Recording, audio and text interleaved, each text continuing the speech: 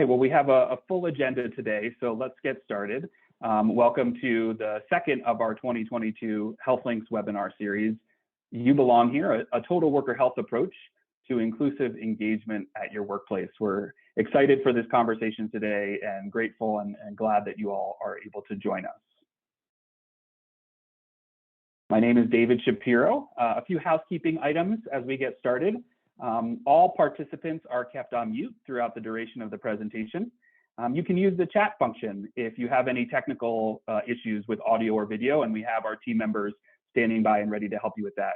We do ask, and one thing to note is that if you have specific questions for the speakers today, either our keynote or anyone on our speaker panel, please use the Q&A function for your questions. That way, if someone asks the same question on the webinar that you want, you can use the thumbs up arrow to vote it up the list, and you don't have to concern yourself with typing the same question. And we do monitor the Q&A section. We'll have time towards the end of our session today to go over Q&A. We are recording this webinar, and everyone that's registered will get a link to the recording, as well as all of you that are participating. Really important, and we will mention this again, that you all understand there is a survey that will pop up as you close out of today's webinar. Not only do we really appreciate the feedback that we get from all of your responses on the survey, for those of you that are claiming continuing education credits, especially CHES credits, you'll need to complete that survey today. And we are working with closed captioning today as well. Those are available, and we have some instructions, if they don't automatically pop up, of how to find them on your Zoom toolbar. There is a live transcript button, and you can click show subtitles if you need that accommodation or would like to have that available as well. So as I mentioned, my name is David Shapiro. I'm the program manager at HealthLinks at the Center for Health, Work, and Environment. And the Center for Health, Work, and Environment is based at the Colorado School of Public Health in Aurora, Colorado, on the University of Colorado Anschutz Medical Campus. HealthLinks is our public health outreach program where we work directly with employers of every size and in every industry to work on their health and safety, their well-being programs for their employees. Overall, their commitment to total worker health. And our center, the Center for Health, Work, and Environment, is one of 10 funded centers of excellence for total worker health, funded by the CDC and NIOSH, the National Institute for Occupational Safety and Health. So thanks everyone for joining us today and letting us know where you're joining us from. I see a lot of people coming in on the chat from all over the country. And so we really appreciate seeing where everyone is from today. Our land acknowledgement is an important acknowledgement here. As we gather in this virtual space, we honor and acknowledge that the University of Colorado's 4 campuses are on the traditional territories and ancestral homelands of the Cheyenne, Arapaho, Ute, Apache, Comanche, Kiowa, Lakota, Pueblo, and Shoshone nations. Further, we acknowledge the 48 contemporary tribal nations historically tied to the lands that comprise what is now called Colorado. Acknowledging that we live in the homelands of Indigenous peoples recognizes the original stewards of these lands and their legacies. With this land acknowledgement, we celebrate the many contributions of Native peoples to the fields of medicine, mathematics, government and military service, arts, literature, engineering, and more. We also recognize the sophisticated and intricate knowledge systems Indigenous peoples have developed in relationship to their lands. We recognize and affirm the ties these nations have to their traditional homelands and the many Indigenous people who thrive in this place, alive and strong. We also acknowledge the painful history of ill treatment and forced removal that has had a profoundly negative impact on Native nations. We respect the many diverse Indigenous peoples still connected to this land. We honor them and thank the Indigenous ancestors of this place. The University of Colorado pledges to provide educational opportunities for Native students, faculty, and staff, and advance our mission to understand the history and contemporary lives of Native peoples. I should mention, I introduced myself, David Shapiro. My pronouns are he, him. I am a white male joining you today from Denver, Colorado, wearing my hair in a beard. I have glasses, and I'm wearing a tan and white checkered shirt today. So our agenda, we are going to have a keynote presentation followed by a panel discussion. And then, as I mentioned earlier, a Q&A, a question and answer with everyone that has spoken today. And so be thinking about the questions that you have for our keynote presenter and our panelists, and feel free to put them in the Q&A section as you see fit. We will make sure, we never have enough time for everybody's questions, so I'll preemptively say that, but we will do our best to have you vote on the ones you find most important, and make sure that they're moderated and given to the people that are speaking today. And our learning objectives are here: how to create top-down alignment by making inclusion part of your core values, how to establish trust to foster a culture of belonging and well-being, and how to strike a balance between technology and the physical work environment to increase engagement. Just wanted, before I introduce our keynote speaker today, to speak specifically about belonging as an outcome, right? Belonging isn't something that happens overnight. It's an outcome, and it does take hard work and dedication on the staff, on the part of many people, to have an organization that you feel like you belong in, no matter who you are and what your background is. So I'll bring this quote up again later, but belonging is an outcome, and we're doing that work today. So pleased to introduce our keynote speaker today, Lori Henneborn. Lori is a managing director at Accenture, a leading global professional services firm based in New York. Lori leads global research and thought leadership development in the Accenture Research Organization that is focused on raising awareness and taking actions pertaining to disability inclusion, diversity, and equality. To that end, she led the research for the Enabling Change study that you'll hear about during this session. Lori sits on the board of directors for the American Association of People with Disabilities, AAPD, and on the Global Disability Inclusion Advisory Council at Accenture. Finally, she is especially passionate about coaching and mentoring colleagues with non-apparent disabilities, drawing from her own experience since being diagnosed with multiple sclerosis in 2004. So thanks, Lori, for joining us here today. I'll be advancing your slides, and happy to have you. Absolutely. Thank you so much for inviting me to this event, David. And hello, everyone from New York.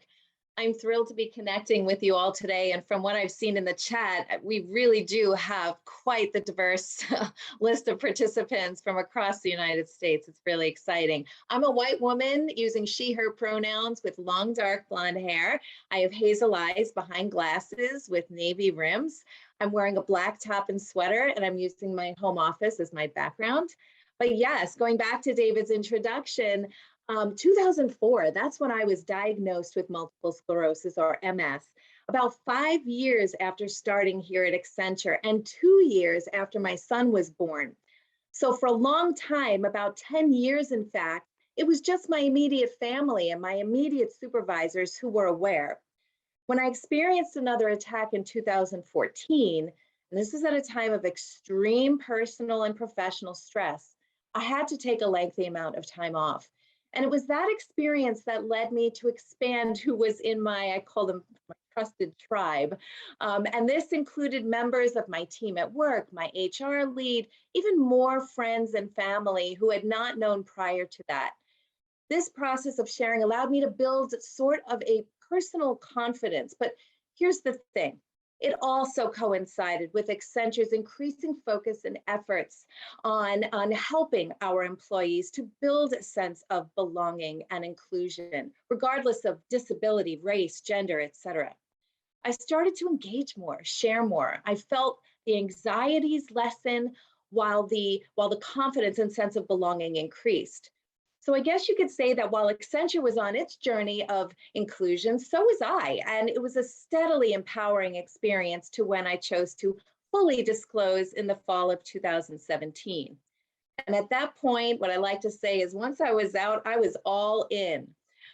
And I realized just how many people suffered in silence. And I say suffered deliberately here, because in addition to the experience of having the disabilities, they, like me, had likely experienced heightened levels of anxiety, while confidence, belonging, and engagement levels sank due to hiding their disabilities and feeling as if they couldn't bring their whole selves to work. So David, let's go to the next slide. And we'll proceed to the meat of our discussion today, which is focused on the employment situation for people with disabilities and the culture factors that enable thriving and belonging among those employees. And first, it's important to ground this discussion in the scale of disability and how employment is trending, that this is not a niche issue. Persons with disabilities represent about 15%, that's roughly 1 billion of the world's population. And fresh data from the Labor Department puts the number at 60 million Americans with disabilities, and it's important not to forget. Roughly 80% of disabilities emerge when people are of working age like me. Means that any of us could acquire a disability at any time. So it's not a matter of them, but a matter of all of us. Again, not a niche issue. And participation in the workforce remains disproportionately low.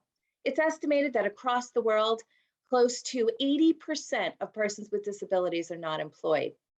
In most developed countries, the official unemployment rate for people with disabilities of working age is at least twice that of those who have no disability. Here in the United States, the employment rate for persons with disabilities was 19.1% in 2021, compared to 63.7% for those with disabilities. And incidentally, I was happy to see a slight uptick in those numbers for 2021. And all this despite the incredible talent and skills that are sitting within this vast community. Next slide. But what of those who are employed? Well, we surfaced a harsh reality from what we found through our 2020 Getting to Equal survey of nearly 6,000 employees with disabilities from almost 30 countries. And it's that they are less likely to feel included and to thrive than their peers. In fact, employees with disabilities are 27% less likely to feel included in the workplace compared with the average. And by included, I mean they feel like a key component of the team with real influence over decisions. And they're 60% more likely to feel excluded. And by excluded, we mean ignored or with little voice in the team. Next slide. Now you may be wondering why. Why do employees with disabilities feel excluded or undervalued? Well, one issue we uncovered was that there's this lack of transparency and trust in workplaces, a sense that employees don't feel safe opening up about disabilities that they might have. From employee interviews we conducted around the globe, we found that there are fears around things like retaliation, slower progression, less meaningful roles. And this survey unearthed some of the challenges or barriers that surface as a result. For example, 77% of employees with disabilities say it's important to have the freedom to be the same person at work as we are at home. But just 24% are fully open with colleagues about their disability. And 71% say that having senior role models are important for them to thrive. But only 20% of executives are fully transparent about their disabilities. And we're going to touch on that topic of role models and leadership shortly. So executives are even less open about their disabilities, denying employees these role models to allow them to thrive and to feel safe and confident in the workplace. And let's go to the next slide. And that point about feeling safe, that psychological safety topic and issue, it's brought out strongly in this chart. In fact, across a range of indicators, leaders overestimate how safe employees feel raising sensitive issues. For example, 84% of executives believe their employees feel safe about being open about a physical disability. This drops to just 65% of employees who agree. And a very similar pattern has emerged for other areas, having mental health challenges, being open about a neurological condition.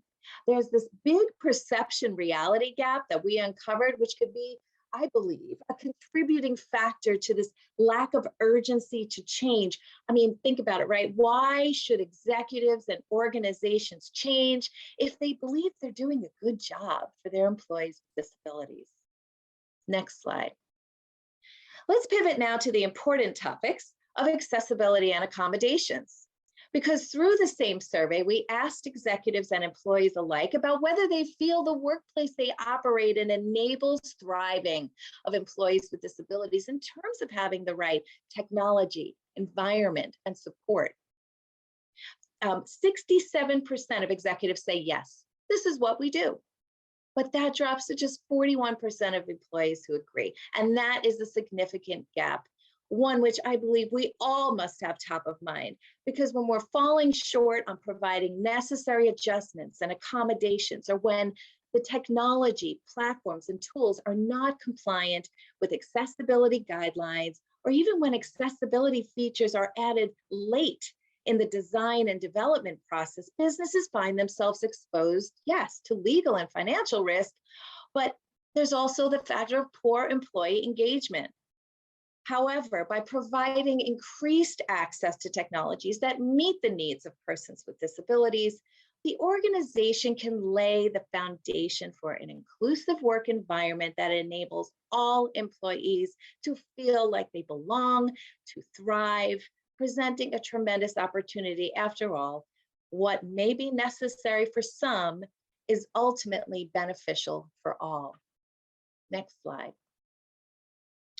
And how about the commitments, right? The commitments that organizations are making in this space, are they resonating with employees?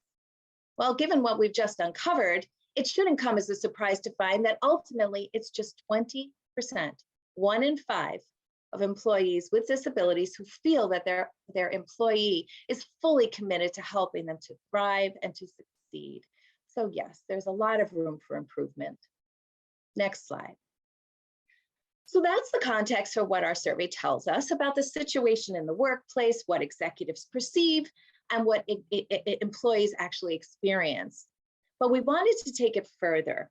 We wanted to unearth the lessons to be learned from those environments in which employees with disabilities are thriving.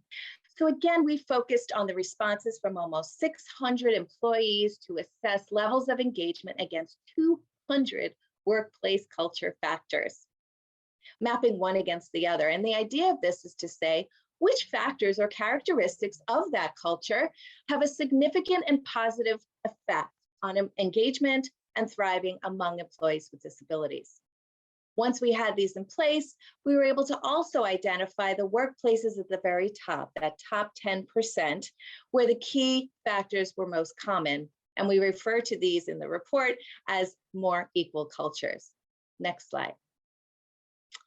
And what we found was that in addition to the fundamental role that accessibility and accommodations play in fostering an inclusive culture, as discussed, there are 8 less obvious factors where our model shows they have a positive and significant impact on the likelihood of an employee with a disability to thrive and feel that belonging in the workplace. And remember, by thriving, we mean career satisfaction and aspirations and that sense, again, of confidence and belonging.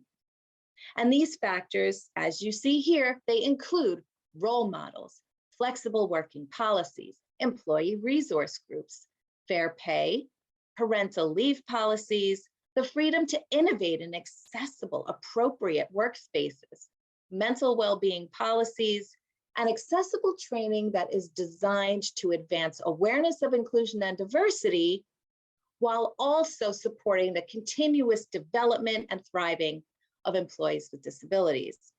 And for the sake of time, I'm going to focus again on role models and the role that leadership plays here. And this is a factor, again, I mentioned earlier, but it's also a factor that's among those which, when in place, showed a greater impact to the likelihood of an employee being more open about their disability, dotted line to feeling as if they truly belong, right? So I'll illustrate this factor by sharing a bit more about my journey. I'll never forget the first connection with our former lead for responsible business at Accenture. He's now retired, current chairperson as well for Disability In. It was just prior to my coming out more fully when I was in the early stages of exploring this idea of a business case for disability, diversity, and inclusion in the workplace. We later published it. It's the Disability Inclusion Advantage, if you wish to take a look. We were meeting via conference call, video conference call. So there was no way of me knowing that Chad was an amputee due to being hit by a drunk driver. He shared this openly. As we got deeper into the conversation, he shared his lived experience and how passionate he was about this space. He was a leader in our firm, talking about this in a very open, honest way. And I learned shortly after that he was also our global executive sponsor for disability inclusion initiatives, including many of the studies that I had worked on prior to his retirement, this one included. So yes, I suppose I'm among those who are 26% more likely to be open about our disabilities when we have visible role models in leadership. So I should mention here, because I know there's some academics among us, that there's no sense of causality here, right? That putting these factors in place will absolutely lead to more employees with disabilities thriving. But what our model does show is the likelihood of these factors being present in an organization where individuals are thriving. Next slide. Now, again, you will have noticed that the 8 factors are quite general. They're not obviously disability specific at face value. The contrast with our research, how this fits into our research, is that we sought to uncover some less obvious factors. And when you consider, for example, what Accenture has put into place to advance disability inclusion in our culture and for our people in areas like accommodations, accessibility, you might say, yeah, I can see why this makes sense for our employees with disabilities. But what else is there? What are the other things that work for one group that can work for others? And this is important that we pinpoint factors that help everyone, because we know from the interviews we conducted that many employees with disabilities, we don't want to be singled out for special treatment. We simply want a level playing field so we can thrive at the same level as our peers. Next slide. The final piece is around what employees with disabilities stand to gain and what does the organization stand to gain when these 8 factors are in place. In terms of the employees, there are major differences to employee engagement. If we compare the best workplaces, that top 10%, with the worst workplaces, the bottom 10%. And this is where those 8 factors are most common. And there are big increases in engagement levels, 50% higher in the most disability inclusive workplaces, with similar gains in areas in terms of stronger career satisfaction and aspirations, and that higher sense of confidence and belonging. Next slide. In terms of commercial benefits, the business case, as it were, we know that there are a range of studies that have shown that teams that are more productive and innovative when employees are engaged and there are diverse teams in place. And we list these in the report. Our survey analysis goes further to show that companies led by executives who are focused on disability engagement, again, among that top 10%, are growing sales nearly 3 times and profits 4 times faster than their peers. So David, I think I'm probably out of time. I'll wrap it up there. I'll be on for Q&A, and thank you so much again for having me.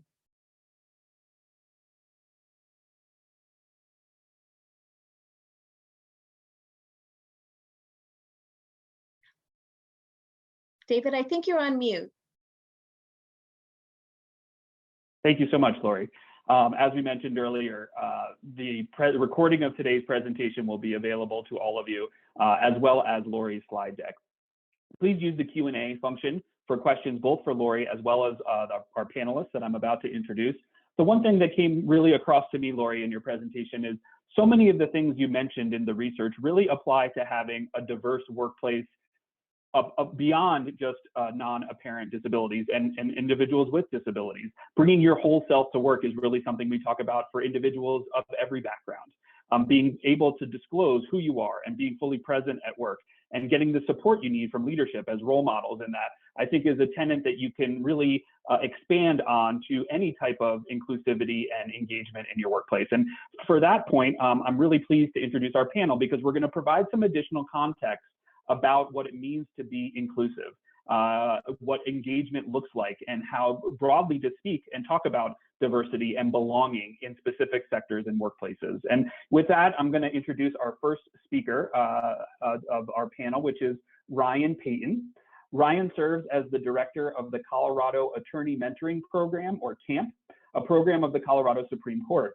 A former litigator and a seasoned consultant and advocate on professionalism, diversity, and equity in the legal field, Ryan is a frequent commentator, presenter, and lecturer, having contributed to the Denver Post, Law Week Colorado, the Denver Business Journal, Fox 31, Rocky Mountain PBS, and Colorado Public Radio. Prior to joining CAMP, Ryan focused their law practice on civil litigation with an emphasis on LGBTQ+ families and civil rights. Thank you, Ryan, for joining us today. Please give us a little bit more background of your work and research on belonging and inclusion in the legal field. Absolutely. Thank you, David. Hello, everyone. As David mentioned, my name is Ryan. I am a non-binary person in my 30s. Today, I've got a blue shirt on, I've got some short hair and glasses, and I'm coming to you from my office in Denver, Colorado. And I'm so pleased to be here and talk about this concept of belonging in the legal profession, which is where I've really focused the majority of my work over the time in my career. And I'm not a researcher. I am a lawyer, so don't hold that too much against me, but I am a lawyer trying to create a better profession for everyone in the profession, in the clients we serve, honestly. And so, belonging in the legal profession has always been a really difficult and complex subject, and for the most part has really meant assimilation into the dominant culture within the profession. And since the dominant culture in the profession continues to be pretty much very white, very cisgender, very straight, very male, it can be very difficult for Black and brown lawyers, for LGBTQ+ lawyers, for lawyers with disability, and for lawyers with disabilities, and for women to find belonging in the profession. And if I'm very honest, what I'll tell you is that the traditional diversity, equity, and inclusion efforts of the legal profession have not really moved the needle at all over the course of several decades. And the research supports that, unfortunately, time and again. There's been a little bit of movement, but not anywhere where we would like to see it go. And so we've had to start really rethinking how we approach this notion of belonging, how we approach inclusion in the profession. And one of the ways that we are doing that, at least here in Colorado, is to change the narrative a little bit away from traditional ED&I or DE&I perspectives and focus on well-being. And COVID really gave us an opportunity to focus on this because, as many of you may know or not know, the legal profession went kicking and screaming into, more flexible work schedules, working from home, really seeing people as human beings and not just as robots. And so we were sort of forced into this conversation through COVID, and that's allowed us to explore this notion in greater detail. And so what I wanted to talk to you about today is one of the projects we're working on here in Colorado that's shown us how we can utilize the framework of well-being to help inspire belonging within the profession. And so we started this project, again, like I said, in the middle of COVID, really looking at how we can help legal organizations, legal employers, to create well-being, meaningful well-being change within their organizations. Most of the work around well-being in the legal profession to date has been very individual, really looking at lawyers as individuals, what can they be doing personally to improve their own well-being. But what we know inherently is that individuals cannot improve their own well-being if there are systemic and structural pressures that are keeping them from doing that. And so that's why we wanted to really focus our work on organizations, on employers, at an institutional level, so that we could support then lawyers from an individual level. And so what we did is we got together a group of some of the biggest legal employers in the state. And this was really critical to our work because what we wanted to do was take this conversation out of the shadows, take it out of sort of back rooms, and really give legal employers, some of the heavy hitters, big players in our community, an opportunity to have an open and honest conversation about well-being, about belonging, about inclusion, and learn from and grow with one another instead of competing against each other in this area. And so we brought them together in a program where we provided them education, resources, and that really critical opportunity for peer-to-peer mentoring around well-being and belonging, and gave them the resources that they needed to start to either institute or grow well-being initiatives within their organization. And our program focused on 6 main goal areas, and that's really what I wanted to walk you through today in the short time that I have, are these 6 goal areas that we felt really put that spotlight on elements of belonging, but framed it through well-being, which for some legal employers was an easier bite to take, an easier approach where they could lean into well-being in the middle of a pandemic. That made a lot of sense. But actually what we were doing was helping them to create better belonging and better inclusion in their organization. So let me walk you through these 6 goal areas fairly briefly. The first one was really creating a culture of well-being through leadership, accountability, and buy-in. not very surprising. We know that culture change starts from the top. And as I mentioned, the legal profession has a difficult time with culture. In fact, we really celebrate negative, like our culture is actually celebrated for negative aspects of the profession, overworking, putting personal issues aside, being robots. And so we needed to change that narrative, and that had to start from leadership. And that's why we got these leaders, these heavy hitters in the community together to have these conversations. And so we wanted these organizations to see their leaders as both drivers and targets of change, because they are just as in need of these resources around belonging and feeling belonging and inclusion as the folks who work within their organization. So that was really that first goal area. And in that area, again, we provided them with about 5 to 15 recommendations that they could start implementing within their organization to drive that culture change from the top down. The second was fostering competence by implementing programs on substantive development and mentoring. And so what we know about employees really in any profession, but certainly the legal profession, is that they feel like they belong when they are a part of something, when they're a part of a group, when they have colleagues and community in their organization, and when they feel like they're doing meaningful work, especially for millennials, which is my generation. We know that we want to do well by doing good. We want to have buy-in and engagement in the work that we're doing, and that's what's going to keep us staying with an organization and loyal to that organization.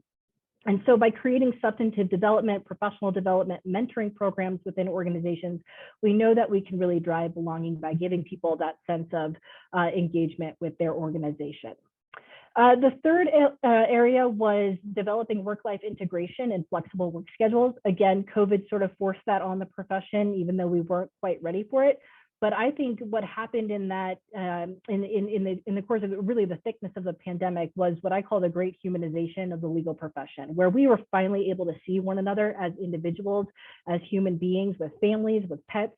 Where, in home offices, you can see, my interests, you can see my house. And so suddenly I'm an actual person. And that humanization went a long way in the profession to helping legal employers specifically to see their employees, their staff members as whole people who come to work. We don't just take off, our role as parents or as caregivers or as other folks when we come to work. And so to see people as whole individuals, and then to also trust them with the autonomy to do the work where and when it works best for them. And so within this goal area, there are a lot of recommendations around wholeness, around autonomy. And we know, again, from the research, some of which Lori has mentioned today, that that wholeness and that autonomy really does drive and develop a sense of belonging.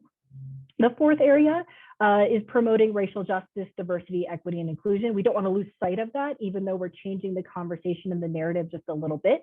But we don't want to focus on the performative aspects of ready work or ED&I work. We want to really focus on creating cultural competence within our legal organizations. And so the recommendations in this goal area go beyond, I think, what most folks see as the sort of entry point or basics of ED&I work. We're sort of past that now. We need to get moving into the direction of cultural competency, access to opportunity, and understanding the systemic and institutional barriers that prevent some in our profession from accessing those opportunities, and then developing common purpose. And again, that aspect of common purpose, especially in the work around equity, diversity, and inclusion, is huge for belonging, because we don't want to lock out certain people in the conversation about ED&I. We need to bring everyone together as a whole. And so creating that common purpose is also really helpful for belonging, not only for those who are underrepresented in our community, but those who are the dominant culture and can be doing things to lead the conversation. Number 5, which is probably the biggest goal area in the legal profession, is assessing compensation metrics. If any of you are familiar with the profession, you know that the billable hour is king. And so most lawyers equate their entire value and identity in 6-minute increments. And this is really difficult for a lot of lawyers. It creates a huge well-being issue, but it also creates a lot of belonging issues as well, because of the stress, the anxiety, the inequity that is caused by our value being associated with the 6-minute increments, how much we bill, how many clients we serve. We just, again, become robotic. We become widgets, where we lose our humanity, we lose our sense of individuality. And so that notion of belonging really comes from reassessing how we compensate each other and how we value each other's work. And so in this goal area, we really focus on helping employers to consider multi-factor compensation structures, as well as instituting more transparency in how compensation decisions are made, how promotion decisions are made, that partnership track. It's always a very sort of black box. No one really understands how you get from point A to point B. So giving everybody transparent and equal access to understanding the rules and how they're going to be compensated and how they're being valued. And then finally, the last goal area was really about bringing clients into the conversation, making them a part of this conversation. In the legal profession, the clients drive the culture. And so when we have clients who are demanding 24/7 access to lawyers, demanding that Rambo or Pitbull or Shark type of lawyer, that's going to drive culture. That's going to drive how lawyers interact with one another and with the profession. And so really bringing clients into this conversation and helping clients to assist us in generating belonging in the work that we're doing institutionally. And so those were the 6 goal areas. And what we found over that first year is that it really did help move the needle forward, especially in terms of well-being, and that every organization that participated in our program indicated that they had meaningful change in their organization as it pertained to well-being. We didn't look or measure belonging specifically, but I'll tell you just from what I'm hearing in the community that there was a sense of more belonging, more camaraderie within that organization, and ultimately a very positive outcome. So we're continuing to retool this program and to relaunch it next year, even bigger and better. But we like these 6 goal areas as a way to really start looking, at least in the legal profession, at how we can drive that belonging and drive that inclusion. So with that, David, I'll turn it back over to you. Thanks. Thank you so much, Ryan. What I really appreciated in the presentation is this shift or this acknowledgement of the organizational component to well-being and to inclusion. You know, individual disclosure, and I know Lori talked about it in the experience of individual employees. We cannot discredit how important it is to bring your full self to work. That being said, the organization needs to be welcoming of the individual selves as well. And there's a number of things that organizations can do. And Ryan, thank you for setting the stage for our next 2 speakers, because we have some representatives from organizations, employers, which is what we do here at HealthLinks. We work directly one-on-one with employers on their health, safety, and well-being programs. And so first, I'm honored to introduce Robert Franklin II.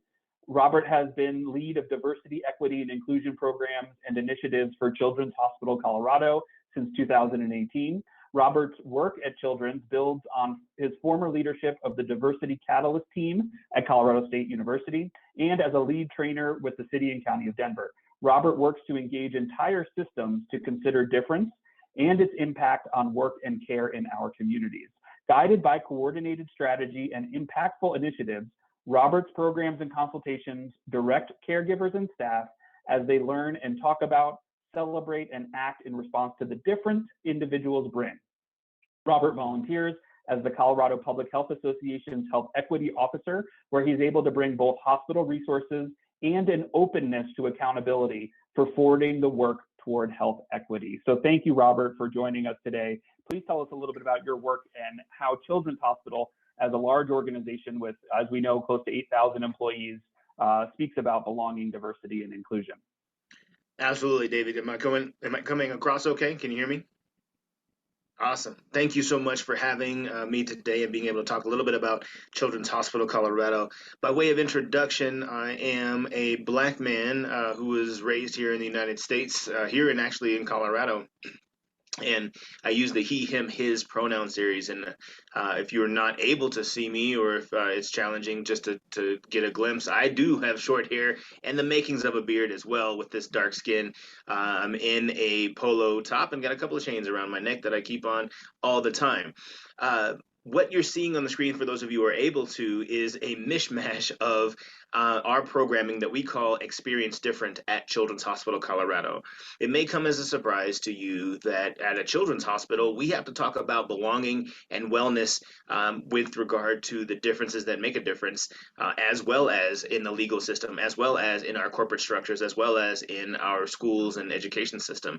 We're a part of a system, and systems have been taught, or people in those systems have been taught to keep things like race, ability, gender identity, orientation as taboos. And as such, we learned 4 or 5 years ago, we learned through some focus group work that if you identified as non-white, non-Christian, able-bodied, or not able-bodied, I should say, and not heterosexual, then it didn't feel good to be at Children's Hospital Colorado as an employee, never mind being a patient or a family member, or a community member. That your identity mattered was something that the organization was missing, and that there are so many pieces culturally through identity and experience that connect to our identities that we are missing. We had to focus on that first. And so that welcoming environment that you were all hearing about, that thanks to Lori and to Ryan thus far, was where we started, where we began with this experience different strategies. And so along the left-hand side of the screen, we have welcome signs. That's a picture of our welcome signs that we put in all of our locations, the front door, so that patients, family members, and our team members, not only could they see that they are welcome here, but they saw it in their language. Those are the top 11 languages.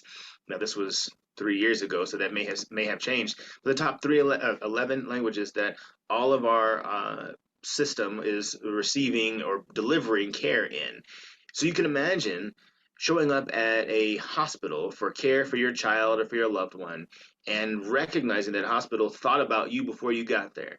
That if you read in something other than English, that we might have thought about you, and that we do have the opportunity to translate your care, your documents into the language that you can read. Now, this is not a comprehensive list, and at the same time, it sends a message that you matter here, and the differences that you bring are, we're working to making sure that they're not barriers, that we are working to include you in your care and in the way that you move. And so that trickles down from our clinical spaces to every corner of our organization, and we still have more work to do. And so in the middle of the screen, you're seeing 3 screenshots from our internal websites of our team member resource groups. These are the some people call them employee resource groups or business resource groups or affinity groups. And this is something that I thought was really germane to this conversation, as Laurie is talking about creating a welcoming space where people can feel like they've been seen and talk about the experiences that they have. And as Ryan was talking about, being seen as a whole person with all of the complexities and the identities that I bring to the table, where better to do that than when people who look like me, people who pray like me, people who move like me, people who identify with the struggles that I might have, and do that at work, to literally be paid to come together with my people, if you will, in a space where we can talk about challenges, where we can learn more about moving through being an employee, and then celebrate ourselves, our identities, our experiences, and do that together. And then on top of that, because we are at work as a resource to the organization, we can teach the organization how we move and how to be more responsive to the needs that we have. And so the 3 that you see on the screen, Spectrum Alliance, TAN, or the Afrocentric Network, and Unidos, are just 3 of the 5 resource groups that have been chartered and have been working at Children's Hospital over the last couple of years. Now, I mentioned chartered because we have several other groups that are working to become more recognized by the organization, provided a budget, and they are a governance structure. And then when they do that, we if there is a Heritage Month or Day or a visibility, then those we're celebrating those. So you might have been celebrating Black History Month. Our TAN group helped us to celebrate Black History Month and will help us celebrate Juneteenth as well in a few months. Our Spectrum Alliance group is going to get us to be at Pride celebrations for the first time in children's Colorado history in a really big way and in a prideful way, if you will. Unidos is probably our most active group as celebrating not only Hispanic Heritage Month, but the impact of being Hispanic, Latinx, Chicano or Chicana in our organization and as a patient and family member. And so you see they're all different. They all have different pieces and approaches as resource groups. So our leadership shows up to those groups to ask questions, and they help us celebrate culture and heritage and understand what it might be like to be in our hospital and show up in those non-dominant cultural identities because that's important. Now, there's celebration. There's seeing someone through their affinity or in their affinity, and that's important. We also have more work to do to identify who's going to be our models of inclusion. And so when there is something that is exclusive or inequitable, who's going to show up and who's going to start that process? And so at the bottom of the screen, you see the Captains of Inclusion Development Program. We call that our flagship program because of all the trainings on unconscious bias and microaggressions that we can do in anti-oppressive practice. These folks every year are within a cohort, a council, if you will, of people who are identified as those who will be models of inclusion. They learn about their own biases that they bring to the table and they challenge them. They learn about the fact that they are implicitly microaggressing against each other and that we all do. And so we bring that to the table and deal with them and address them. We learn about being complicit and a part of an oppressive system and how to work towards health equity and to realize that. And each of them have their own project toward that. So these are individuals who've been trained, who've gone through an experience, and then they show up in your clinic at your department, and because they work there, that's what their jobs are for, and they are the ones that you can go to help facilitate a conversation, to call someone in, or to ask questions about cultural differences that might be showing up, or because they're connected to our Department of Diversity, Health Equity, and Inclusion, they might ask you some questions about how to work through an accommodation or who to report to.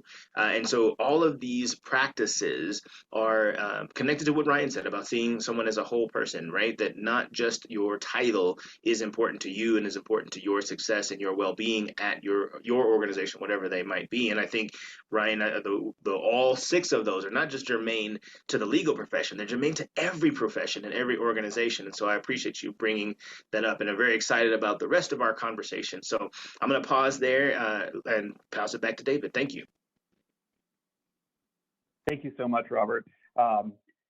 What I love about so much of what you presented is that there's low or no cost involved in what you're doing. Yes, there is effort, there is time. It takes challenging minds, and it takes being flexible with maybe some prior convictions and notions that people had.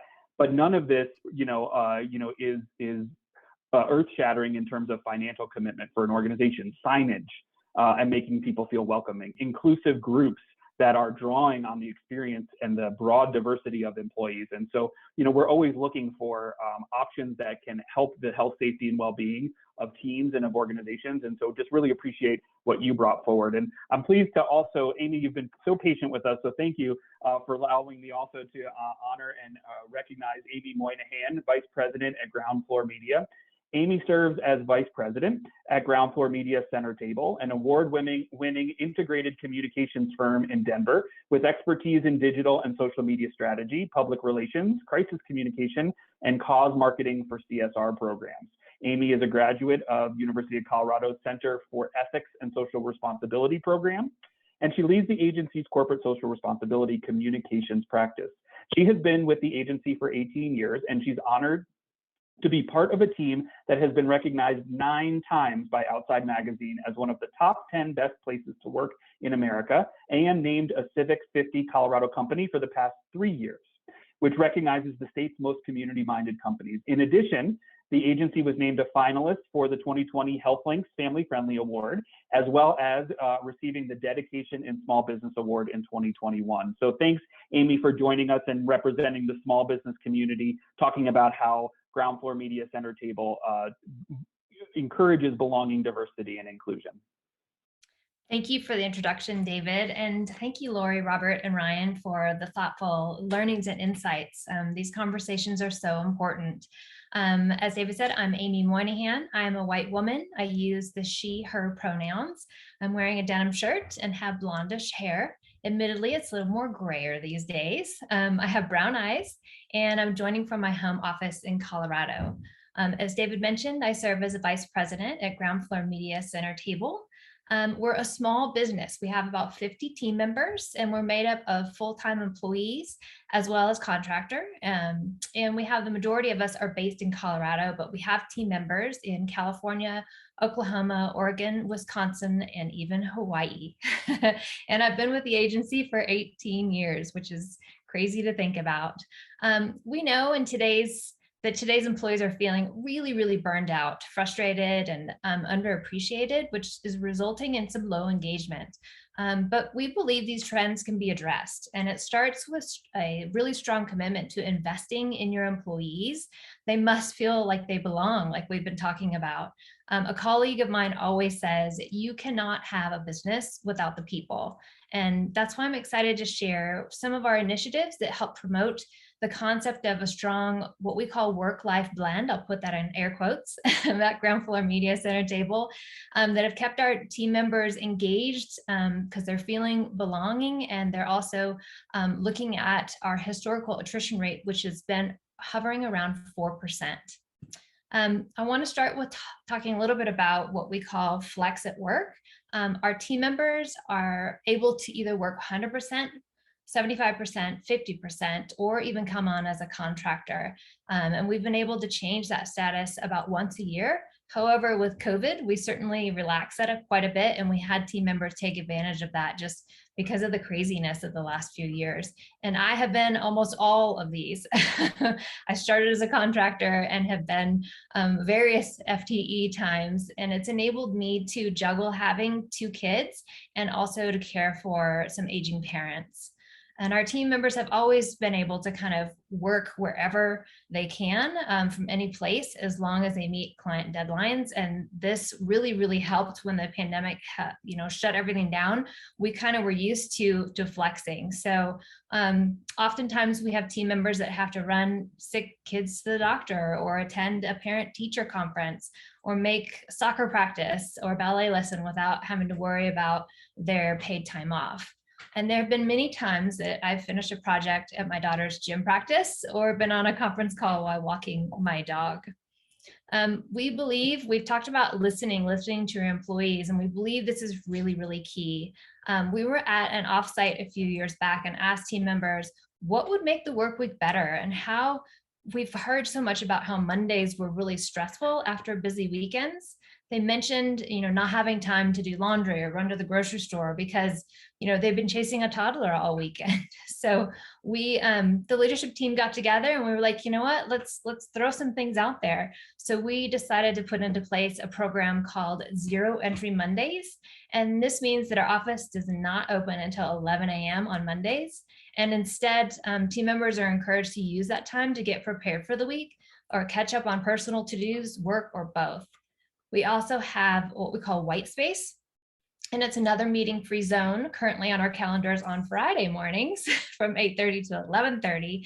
And this is a time where work can get done without the distraction of meetings, and hopefully leaving the work week in good shape to enjoy a real weekend. This past year, we also added flexible Fridays, and this is where team members are encouraged to avoid scheduling meetings on Fridays, and thus making it easier to take that long weekend. And we know we can't always use that. There's sometimes where we have client meetings that come up, but we really want to help kind of take the stress off of our employees. So by the numbers, just to throw out some stats here, there's been extensive research which has proven that the most productive, highly performing, loyal, and plugged in, and even the healthiest employees are those that are connected to a company's purpose, values, and social impact initiatives. And according to Gallup, we know that disengaged employees have 37% higher absenteeism, 18% lower productivity, and 15% lower profitability. And when that translates into dollars, you're looking at a cost of about 34% of a disengaged employee's annual salary. So at Ground Floor Center Table, we believe that we have to invest in our employees, and we have to look at programs where the team members feel cared for, nurtured, and that they belong there. And I can't stress this, how important this is. Your employees are what speak to why people want to work for your company or organization. They are your best ambassadors. One of the most crucial investments we've made for our team members is retaining a resilience coach who is trained by Brene Brown and certified in emergenetics. If you're not familiar with emergenetics, it's a tool that provides a distinct view into what makes you tick and reveals the ways that you prefer to think and behave. And we've used this tool to develop really productive teams. Our resilience coach is available for one-on-one confidential sessions, and any team member can talk through tactics to be more resilient, both personally and professionally. We also host monthly resiliency sessions with our coach so the team members can just talk through and experience different learnings together. It's important to, as we've been talking about, cultivate that connection at work. We've found numerous ways throughout the last couple of years to tweak and update our employee perks to function in this virtual world. We have weekly Thursday afternoon Come and Connects. We have a Get Connected and Stay Grounded virtual sessions where we've held classes like Sip and Draw and aromatherapy, and sessions with like a virtual cocktail mocktail classes. We've amped up our surprise and delight efforts as needed to thank staff who have put in all those extra hours or console somebody if life has thrown them a curveball by delivering lasagna and wine from a local restaurant. And we've also organized Pandemic Pals as a buddy system for mental well-being in 2020, and we brought it back by popular demand last month. Lastly, I just want to share that every few years we retain a third-party person to come in and kind of take a look at the agency for us to step back and review and reflect on how things are going. And in Q1, we invested in this, what we call environmental scan, in order to gather valuable feedback from our team members. It offers members to come in, share their insights, ideas, feedback in a confidential setting with this outside partner, and we will certainly put those into place to help guide our business in the future. I would love to share more, but I know we're coming up on time. But I want to leave you with this, and that is, there's never been a more crucial time for organizations to fuel employee connectedness and performance.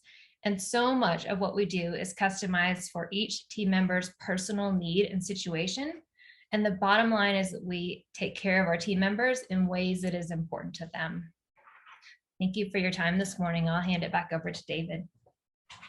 Thanks so much, Amy. You know, I should have known with how professional and amazing this group of speakers is that we would not only have them being able to type the answers to so many of your questions in the Q&A box, but also that we would just be chock full of such great information today. So first of all, I want to thank and honor and respect all of you that are speaking with us today, as well as those that are participating. This is the second time in a row where we've had to do a lightning round for the Q&A section, and so we're going to have to make some adjustments on that. I'm noting this for my team that you know, we want to make sure we honor the Q&A section, and I can assure you that we will have more time for Q&A for the rest of the Health Links webinar series. I think it's important because it came up a couple times, Lori, to talk about the distinction between non-apparent disabilities and physical disabilities. You mentioned that a little bit with the executive in a wheelchair.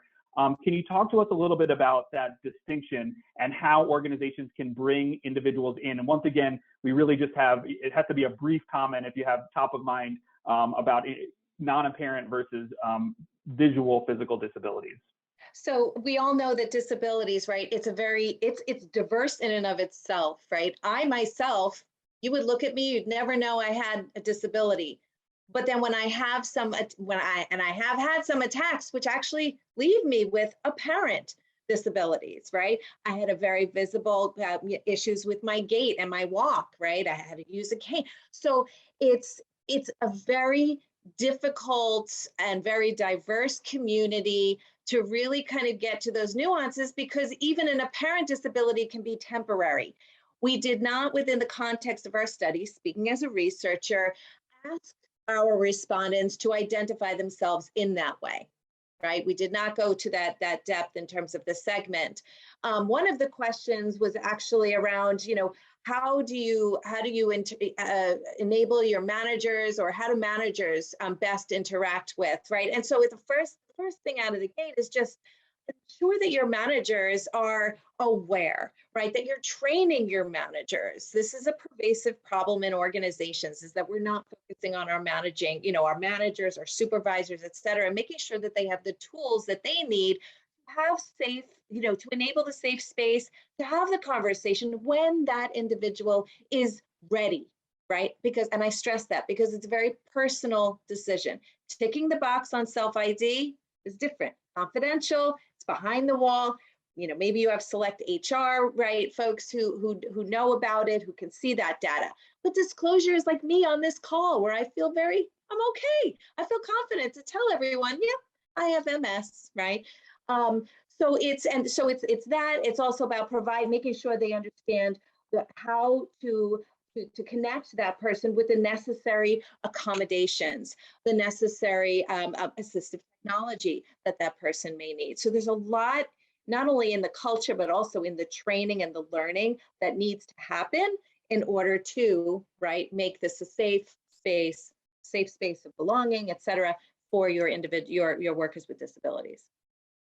Thanks, Lori. Like I said, we never get to all the Q&A. I see a number of questions for Amy and the Ground Floor Media Center Table team. I will say that in the follow-up email, we have recently published a story on Ground Floor Media Center Table that includes some more information about some of the things she brought up. And so we will include a link to that. We've also recently published a story on Children's Hospital Colorado and their commitment to total worker health. So these will be resources in addition to Lori's presentation that you will get as follow-up. I want to mention that our next webinar in the 2022 webinar series, The State of Workplace Mental Health, is coming up on May 18th. Thank you again for everyone that's joining us. There is a survey as you're closing out today's webinar. It's really important, not only for our purposes of getting feedback that you fill that out, but also if you're looking for those CHES and other continuing education credits, it is required that you complete that. You'll note that as you exit the survey, and we'll leave this meeting open up for a little bit so that everybody can exit out appropriately. As you exit that survey, there'll be a link to register for our next webinar as well. And so we hope that you can all join us again on Wednesday, May 18th, to talk about the state of workplace mental health.